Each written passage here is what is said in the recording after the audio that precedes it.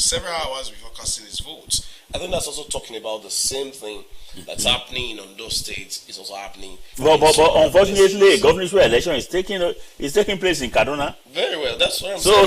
So I don't know. I don't see any reason why there should be no commitment and frenzy concerning that election. But that report is one way, is incomplete. Incomplete in the sense that it's talking about ICPC storming there. It's also talking about the issue of the ordinary voter who is going to vote. What does he have? What access does he have to government funds or to money, to private funds that ICPC will be looking at him? Could it be so? I think that's also something we must really look at here. Vote buying is something that government says it wants to work against. You find EFCC officials, ICPC officials storming polling units and all of that. To what extent is this really helping to stem the tide of vote buying? On the flip side of it, what you just said, is it not also a way of also scaring people away from going out to vote? So that someone will say, I don't want to be a victim of circumstance. So, well, the truth is that vote commercialization reduced substantially in the last, in this year's elections, because even what would have made it to be attractive to the masses also affected the politicians. You know, the masses didn't have access to cash in your hands. So, but all the same, I think if we sustain this, a time is coming very soon that vote commercialization will become outdated. You no longer be fashionable. Like the hijacking of ballot boxes. So now we still have to look at it holistically. That why must somebody buy your votes?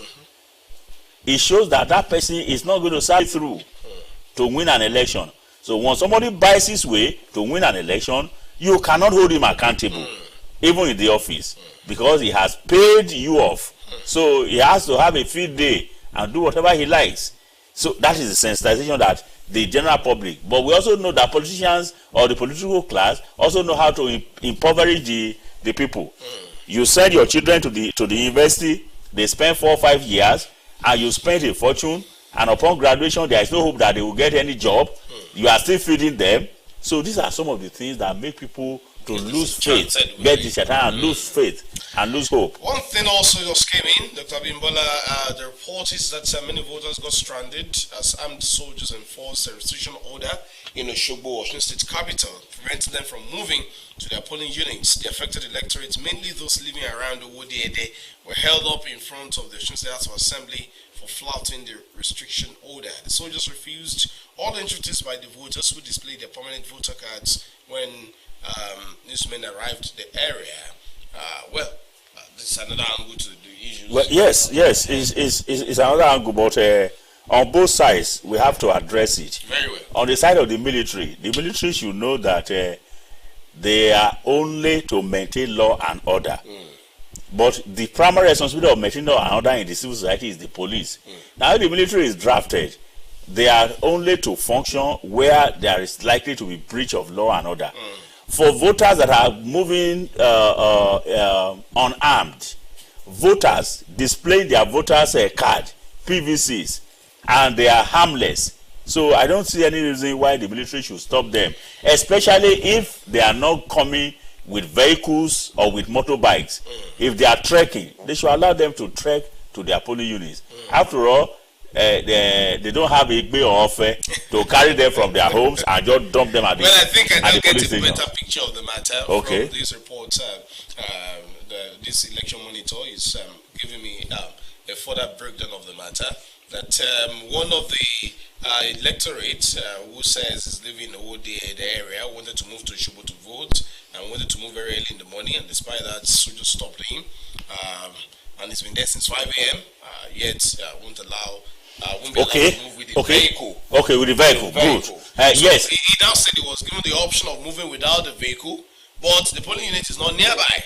Now, remember that INEC also said they have now split all of these so that I was going to address that because as I said, it's two ways. That on the part of the military, I've addressed that.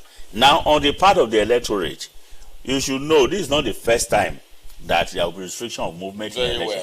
So why must you know that where you are supposed to vote is a long distance from where you live, and you cannot trek to that place, and you have to take vehicles that sometimes the vehicle will move for nothing less than 30 minutes before it can reach where you are. So in such a situation, why must you wait till the election day? We've seen it would have been done maybe yesterday. Yes, you will have gone and sleep around that place.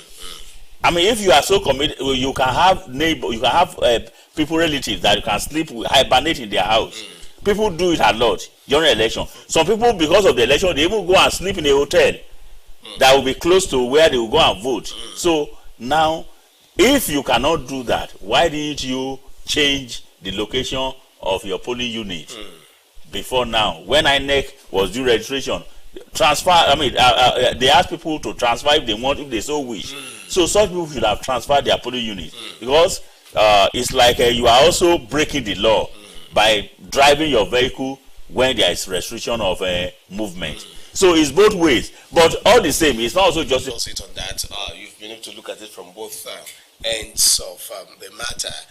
Very soon we'll be taking feeds from situation reports from AKURE and its environs. That has been anchored by Omoro Langbeji, and then Jim Motorboats will also be giving us the situation report at a federal government area. Dito will be having situation report from Owo, from Timile Infala. Let's put film footages to all of the things these reporters have been able to tell us all along. But before we go there, Dr. Bimbola, something is popping up. No. What do you call it? No, free from who? So that's why some of these reports residents have been carrying food items in white sack along OBELE way in the Bottom 2, while a woman was seen with many sacks inside a tricycle, popularly called Keke Napep. It was said that the food items were being brought from a particular house along the street. Isn't this also a cause for concern? Well, it is not only embarrassing, it is scandalous for us in Nigeria that that because of hunger, you now use food to induce people to vote for you. It is scandalous. Weaponized poverty. Yes. So it shows that such people that you are giving food to vote for you, they will go back to hunger immediately after the election. So after that food would have finished. So recall that there were claims and counter-claims during the presidential election. Some presidential candidates were accusing their opponents that they use money. Some opponents were also accusing them that you use food, you use Indomie, you use this, you use that. So now all these things are playing out to the effect that in Nigeria, do we really even know what we want? What exactly do we want? What exactly are politicians up to? So if during election somebody can be having recognized that you are poor, you are hungry, and that perhaps he or she is part of the reason why you are poor and hungry, and will continue to be part of the reason why you continue to be poor and be hungry. So the lecturer must really understand. They must really understand. I mean, otherwise it will be the cycle will continue. I think we should go on this break now to have these video feeds from our correspondents out there. Omoro Langbeji, Jim Motorboat, and Timile Infalade will be feeding us with video reports of what's going on, where they are, AKURE and its environs, a federal local government area, as well as Owo local government area. After that, we'll be right back. Please do stay with us, everyone.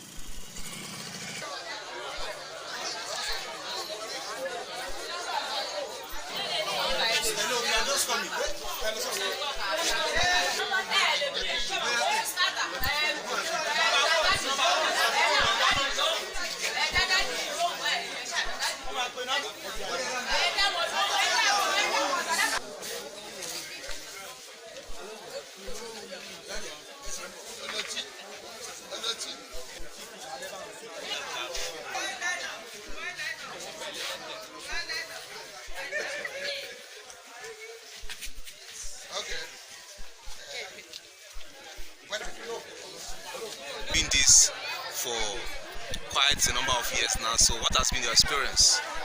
Well, thank God for today. Thank God for the life of Nigeria. Thank God for the life of industry. Well, I just casted my book, and things are okay. You see a lot of people online queuing because they want food. Everything is peaceful. Every area is peaceful, and we hope for better at the end of the day.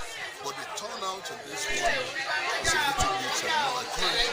But I know very soon people will start coming.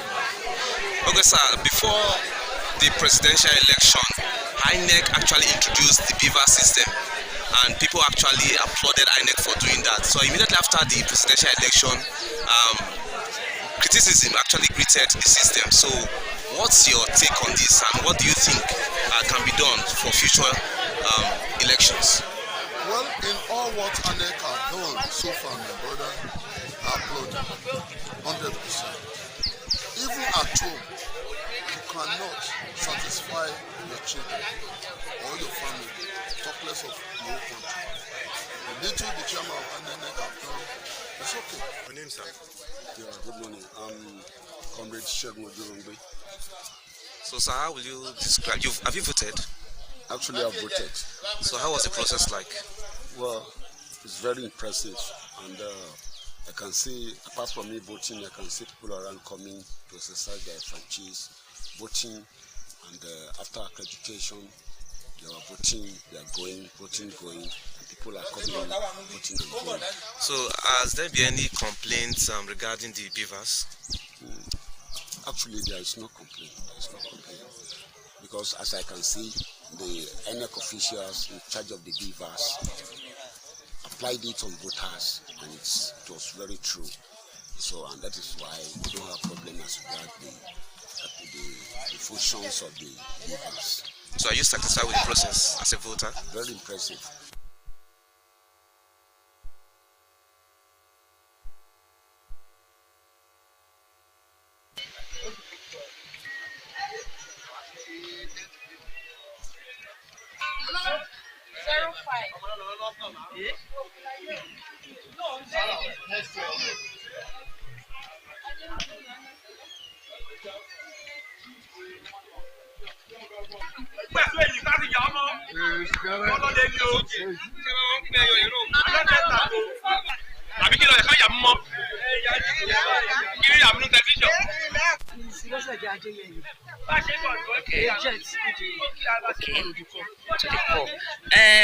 Ìgbà wo ni ó bẹ̀rẹ̀ ètò ìdìbò níbí láàárọ̀ yìí? Láti ìgbà tó ti bẹ̀rẹ̀ ǹjẹ́ a rí nǹkan tó dàbí kò fẹ́ bójú mu? Kò sí pọ́blẹ́mù àníwá. Àwọn BVAS tó ń fi ń ṣiṣẹ́ àtàwọn elétò ìdìbò báwo ni gbogbo ẹ ṣe ń lọ? Gbogbo ẹ̀ ló wà òkè. So Kò sí ẹjọ́, kò sí ìjà, kò sí ìjà mú. Ward 3, Unit 6. Àwọn àmì náà ti ń dìbò ní agent Ward 3. Gbogbo nǹkan tó kú wá síbí àti BVAS everything ló wà òkè. Kò dẹ̀ sí wàhálà. Ló dẹ̀ ń lọ ní ìrọwọ́rọsẹ̀. So kò sí pé ó ń léèyàn kan. Kò sí pé wọ́n ń léèyàn, kò sí wàhálà. Àwọn agbófinró tó wà ń tẹ́ fún monitor everything tó ń ṣẹlẹ̀ ń bí. Thank you, sir. Your name again, sir? Pastor Adekunle Joseph. So how would you access the process? Well, from the experience, you don't normally have a use at this stage. People will come, do the normal things, and go. When the issue arises is when you move to the next stage. I pray today, at the end of the day, people will be satisfied with the result. Okay, sir. Okay, what are the BVAS, even the INEC officials? How would you access them? The BVAS machine especially? Like I told you last time, there was no problem at this stage. I don't expect it. I mean the BVAS machine, is it working? It's working, no use. It didn't take me more than a minute. I voted. Everything is okay, but I pray that this result will reflect the voting pattern of people. Looking at the turnout of the people, the observation. Well, at least my unit, the turnout is not too poor, but I've been told that in some other areas,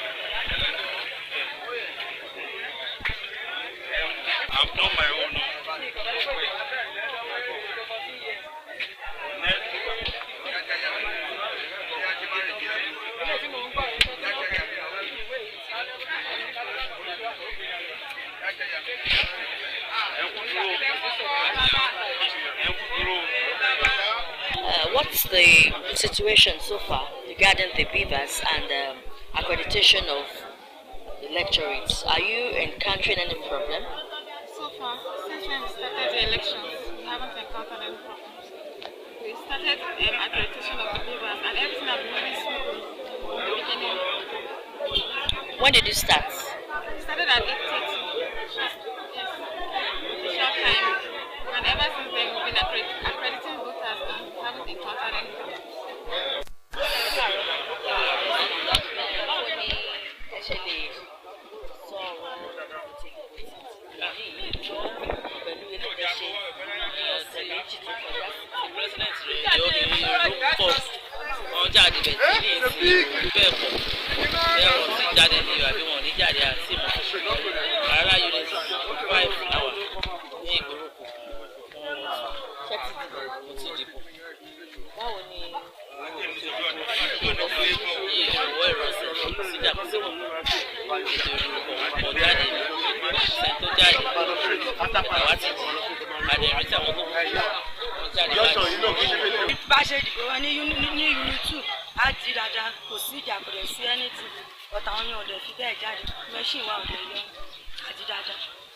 Báwo lẹ ṣe lè ṣe àpèjúwe bí ètò ìdìbò yìí?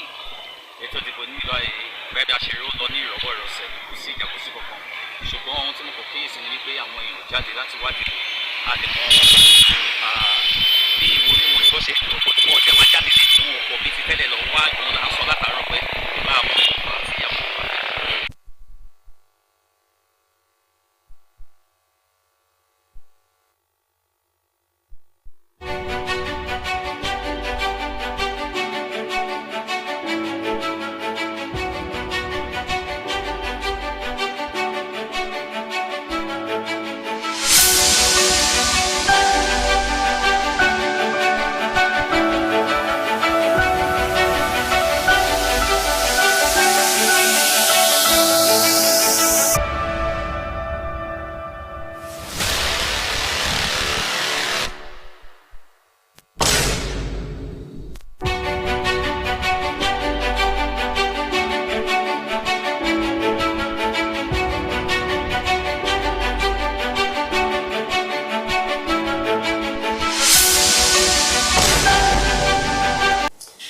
Welcome back, everyone. Of course, we've been able to take video feeds from Omori Language, Jim Motorboat, as well as Timina Falade from the areas of coverage, AKURE and its environs, the federal local government area, as well as our local government area. Still very much with me in the studio, Dr. Bungabibola. Thank you very much for being here. It is my pleasure. We were talking about the issue of movement restrictions the other time, and information reaching me says the nephew of Katsina State Governor and two others died in auto crash while they were going to where they intended to vote this morning. The accident happened this morning, and also it claimed the lives of 2 security operatives. The incident was said to have happened while the 3 of them were driving to the governor's hometown for the election. Still talking about the issue of people going early and now before the election day for the election.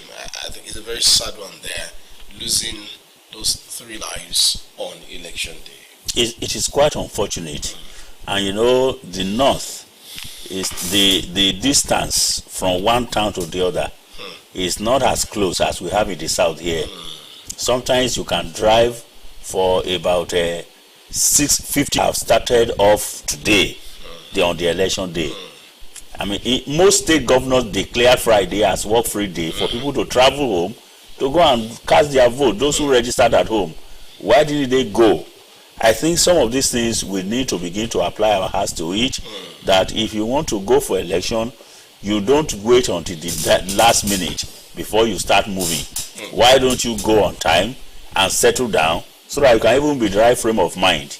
I mean, anything can happen. If accident did not happen, the technical hitch, mechanical fault. I mean, the vehicle may develop some fault, and you may not be able to get to where you are going. So why don't you go ahead of time and now cast your vote? But all the same, we are not mocking the dead. It's very painful to us. Very painful. I mean, these are people who should have been able to contribute meaningfully to development of their state and Nigeria at large. But we just lost them. What about the security men in the line of duty? We just lost them just like that. We are talking about human life here. It's like we don't really value human life in Nigeria, and we ourselves, we don't even value ourselves. So we should. There is a limit to which we could be risky things, put our life on the line because of election. So election is very important, but our life is more important than the election. Why didn't they travel a day before the election and settle down and do their voting? Well, still taking updates. Sorry, I know that even the governor himself, as the leader of his people and of his party, he will not dare to travel today. He will have gone. Look at Buhari always goes to Daura even 3 days before the election. So that is a mark of saying that, okay, I have to travel down. Except for the fact that he had to sign some bills yesterday. Yes, and you can't compare yourself with him. Of course. Because that yesterday he will go by air. By flight. And if he cannot fly in fact, when he gets to the airport, the next airport to Katsina, he will fly on his helicopter to Daura, his hometown. So you still have to go with well, maybe God rest the departed soul. I think we've taken our lessons from there. Let's always be proactive. From Kano State comes this report that voting is ongoing. As a matter of fact, the governorship candidate of the APC there, Gawuna, has cast his vote. That's Dr. Nasri Gawuna. He was accredited and then he cast his vote. And also in Ogun State, we're told that the senator-elect there for Ogun West, Adeola, has also cast the ballot. That's talking about Senator Solomon Olamilekan Adeola. You also find reports also coming from yet another arena. Navy enforces no movement order. Boat passengers stranded. 2 boats conveying some passengers were forced to a halt on Saturday by some Navy officials deployed to enforce the restriction of movement on the Lagos State waterways. The boats cited were seen tied to an anchor as the passengers watched helplessly. Why should they travel on election day? These are the issues. Very, very painful. People should learn. People should learn. 3 weeks ago, there was an accident as well. That claimed the lives of many people who are going to vote on the election day on the highway. So, except security and the media, journalists who are monitoring election, a voter does not have any business to be on the highway on the election day. For crying out loud. Well, Dr. Bimbola, I think it rains everywhere as far as the issue of voter turnout is concerned. The reports reaching me says governorship and state house of assembly elections in Rivers State is witnessing low turnout of voters. Unlike the February 25 election, of course, in many places, you understand, here we're also talking about it. large turnout and all of that. But this time around, reports reaching me says there is a low turnout of voters. As of 9:40 a.m., that should be less than 1 hour ago or thereabout. Some polling units like Woji, Lekaya, Runo, Masi areas of the state have not started voting. Also, the number of people seen at the polling units in the area was fewer compared to that of the presidential and national assembly election, as the state has over 3.5 million registered voters. So, if you are talking about 1/4, I think to a large extent your prediction is in tune. The 1/4 I'm projecting is the highest that I'm even projecting. I'm saying that if we have up to 1/4, we should thank God. Mark my word, that was the language I used. Now, yes, now it's also coming to my mind to the effect that why this voter apathy. Apart from the factors that have listed, the reason I've listed earlier, I think some other reasons will be maybe the political parties did not do their job very well. When I say the political parties fielded candidates. How much of the mobilization did they do? The kind of mobilization, the kind of campaign that trade the presidential election. I mean, we didn't see voters who were not quite happy with the outcome of the presidential election. Maybe their candidate did not win, and they translated that into apathy. That why should they come out and vote again? You understand? So these are some of the reasons why we could be witnessing low turnout.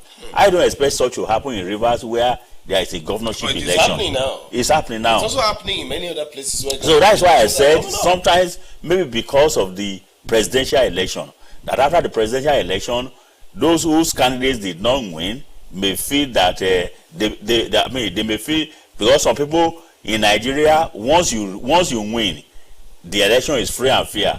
Once you lose, the election is mad with irregularities. So those who did not win, whose candidates did not win, lexicon. Yes. so they may feel that why should they go and vote again? Some people may just feel discouraged that they don't want to go out and vote again. But all the same, it depends on the mobilization of the parties and the candidates for the election. All right. Let's again talk about I think I also have to take feeds from Zahid Aribisala, who would be giving me an update on what's been happening. Where is Zahid? Yes, Sunday. It is still morning, so good morning. Of course, good morning to you. So, where are you now?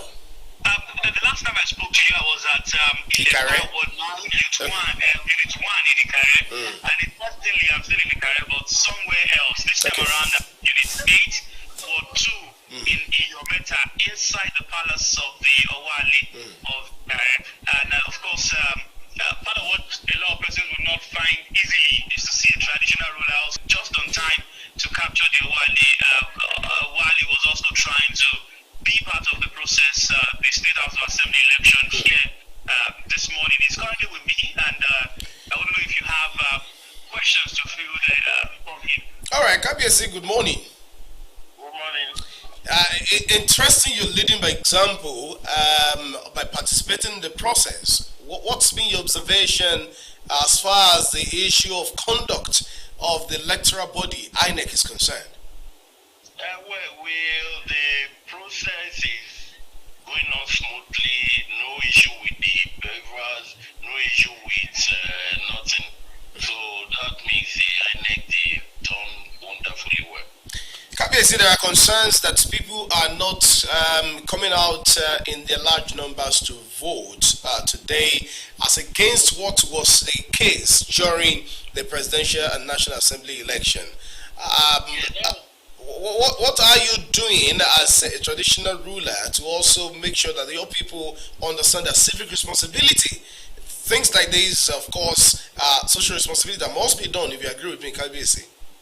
Yeah, you know, this just happened now, and we'll have to work so that this kind of meeting will not happen again. Probably, I believe the low turnout probably more.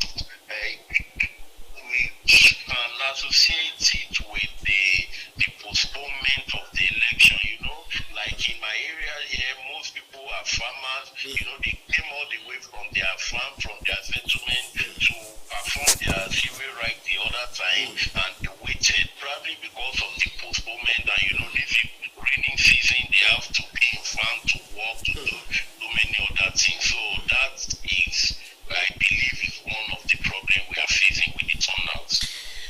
you very much, KBC. But before I let you go, I also like to know how well you're reigning on the people to ensure that peace reigns supreme before, during, and after this election. Yeah, we've been telling our people that election is not a do or die affair. Gone are days of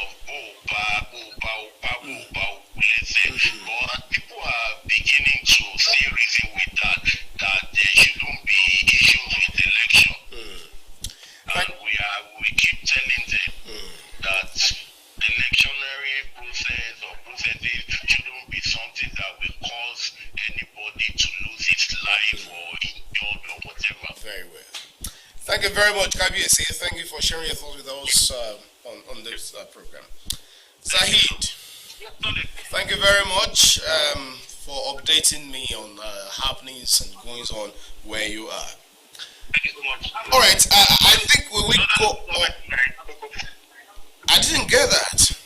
We'll be moving to other local government areas here. I wish you a safe journey and please stay safe. Thank you so much.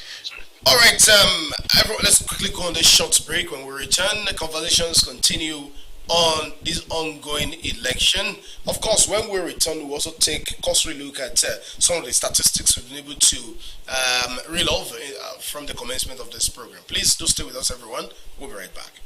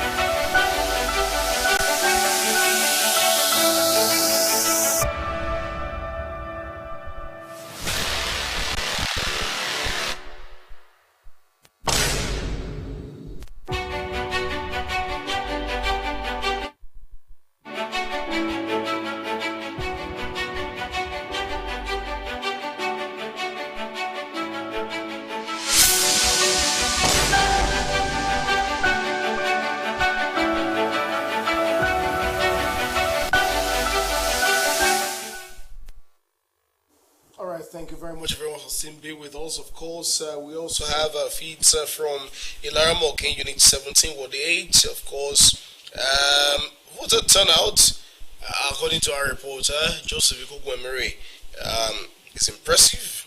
Well, also, Ibule Ward 1, Unit 19, in the federal government area, the turnout was said to also be quite impressive. I think that will be the first report of impressive turnout I'm getting today from Ondo State and from across the 36 of the Federation. The reports coming to me have been that turnout was not that impressive. But one of our men was also out this morning to also see firsthand what exactly has been happening. Well, on his way to the studio, so many things he's been able to see. Let's take a tip into what exactly has been his experience. Good morning. It's nice to have you. Oh, thank you so much. Eventually.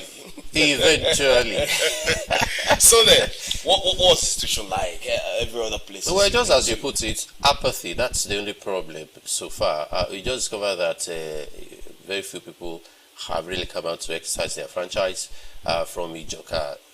About 3 weeks ago, during the presidential election, we had tens, hundreds of people, but then today you just discover that we have very few people.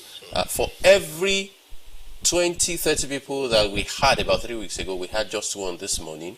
In fact, there was a particular place around Ijomimo Lua area.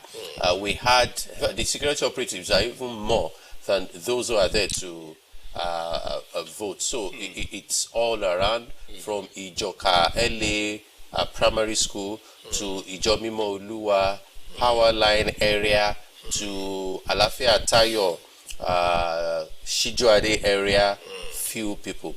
And then when I got to St. Luke's area, I just discovered I saw a sea of heads. I saw tens of people. I was so excited that, eventually we have people here. But there was serious violence in that area. In fact, 2 men were covered in their blood. I don't know what happened. Everybody was just running here and there. And were there no security operatives around? Well, a few minutes later when I got there, the DPO in charge of the area, Yemi Ojumu, she came around, in fact, and she couldn't handle it all alone. She came with about 4-5 men. Just a moment, let's get Omoshila Ajayi, who is also waiting to give us situation report from where she is. Hello, Omoshila. Hello, Sunday, how are you? Very fine. I hope you are now in Okeibo properly. Yes. Presently, I'm at Okeibo, in Okeibo, Ward 7, Unit 6. I've visited Unit 6, now I'm at Unit 13, where voting is going on smoothly.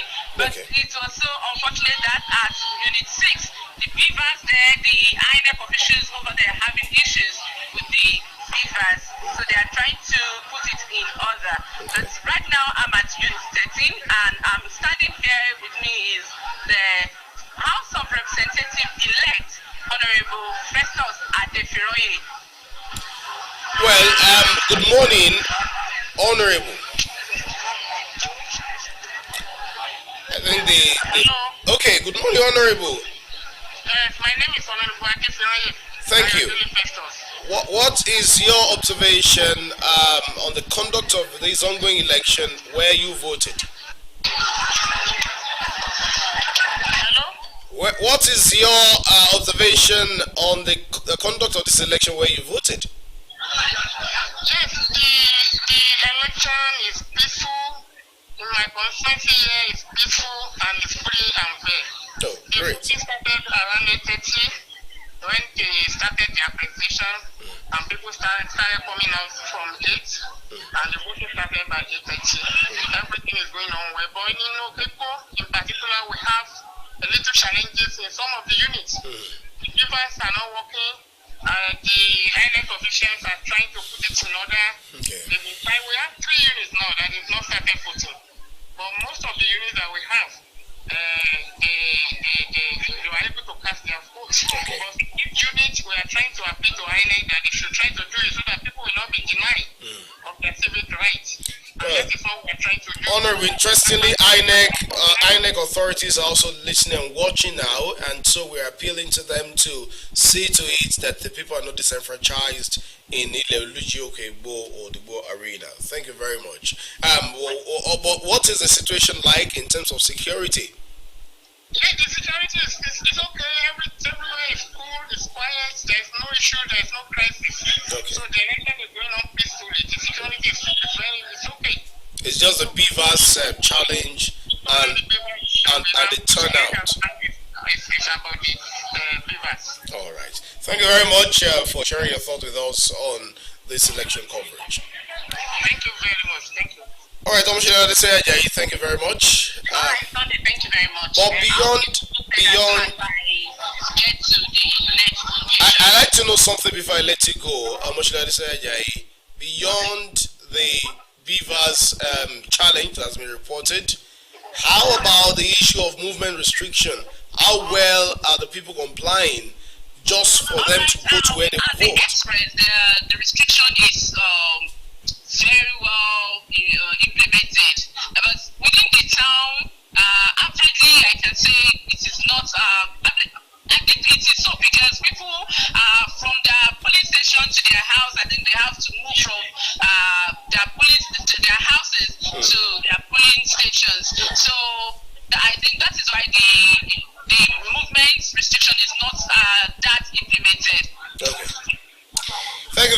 much. We will be expecting more from you as we go on in this exercise. All right, I had to put into your thoughts the other time because we needed to take... now, before you got into my flow, I was saying something about what happened around St. Luke's area. Yes. So 2 men, I think it had to do with rivalry, you know. So when the DPO in charge of that area, Yemi Ujumu, got there, she just discovered that she couldn't handle it all alone. She came with about 4 or 5 men, so she had to call for reinforcement.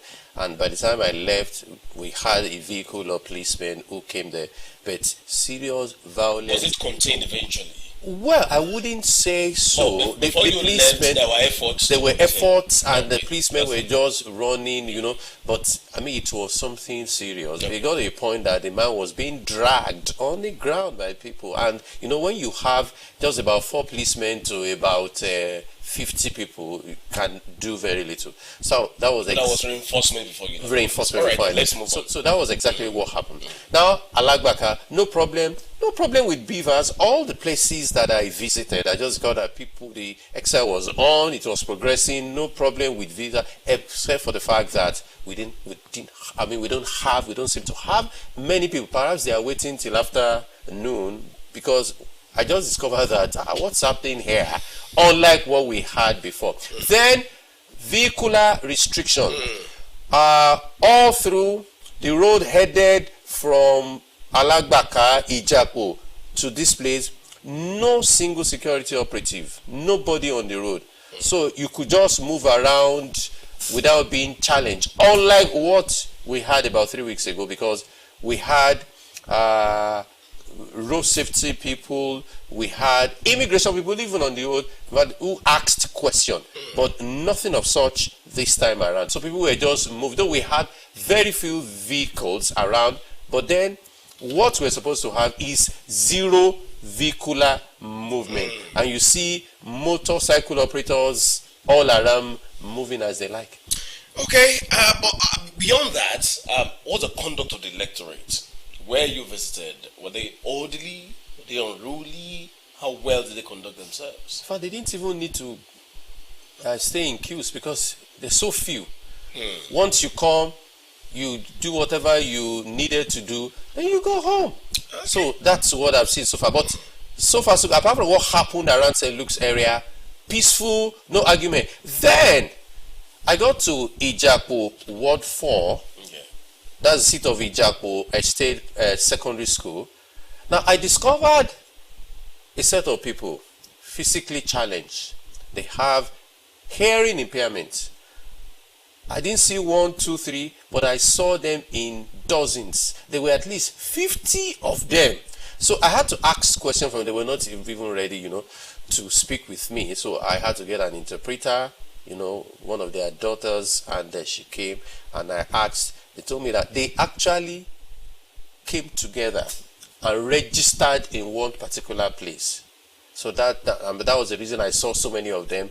They were organized, seated, and so far so good. Most of them have exercised their franchise. So no problem about that. Thank you very much, Akishimola. Thank you for sharing your thoughts with us and your experience with us on going on where you visited this morning. Thank you so much. Sunday.